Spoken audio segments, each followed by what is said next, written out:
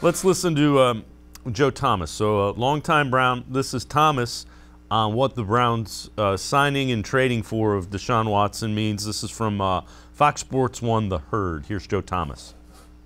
Well, I think it's playing the same way that it's playing throughout the country, right? A lot of people are a little bit upset about this, upset about this.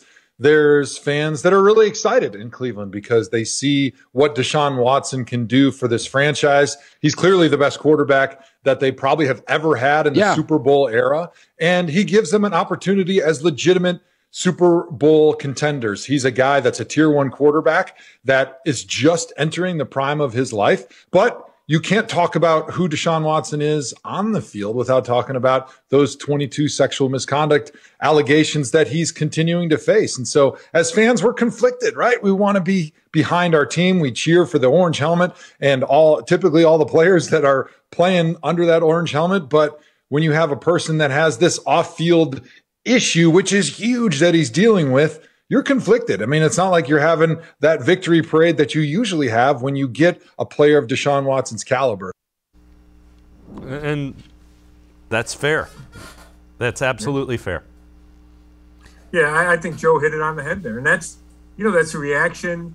And, I've talked to so many people. I talked to sexual assault experts this week, who reported an uptick in, the Cleveland rape crisis had an uptick of 130% in people calling their hotline. They also had 1,700 new donors at the time that I talked to them. It can be traumatic for anybody who's been through sexual assault. Like, there's a lot of serious stuff here that is really hard to separate from football, especially right now. And I'm not even sure it should be separated from football, especially it's so fresh, it's so new, there's no games to be played. And I think even, your run-of-the-mill fan with no history is conflicted. I know some of my buddies are. And they're not sure that they're going to be able to root as hard as they do or follow as, they were diehard. Now they just might keep an eye on it, was what one buddy of mine texted. It's just a really tough spot. And the Browns knew this backlash was coming. They knew the hesitancy was coming, and they decided to move on with it anyway. And, a big chunk of that is because they think Deshaun Watson can take them to the Super Bowl. I don't know how big a chunk of that is that they're confident that there's going to be no repercussions from the off-field stuff because, like we said, there could still be more grand juries. The civil suits are far from being finished, and we expect a suspension from the league. So this part of the story is not going away. Right. And again, let's let it play out. Let's see exactly what comes out of it. Earlier in the week, Scott, just so you know, we've kind of shown some of the things.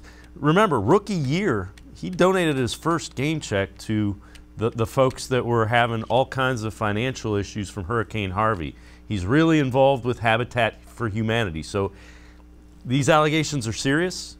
There was also a guy that was really involved in a good way in the community.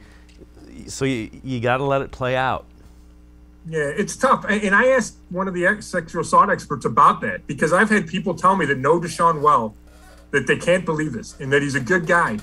And the experts say that doesn't mean he couldn't have done this, right? Like, there are two sides to people. You can have your public side. You can have even a good side. Like, a lot of people believe you, but then you have this dark side. So it's such a tricky situation with so many layers and no really absolutes as of this point.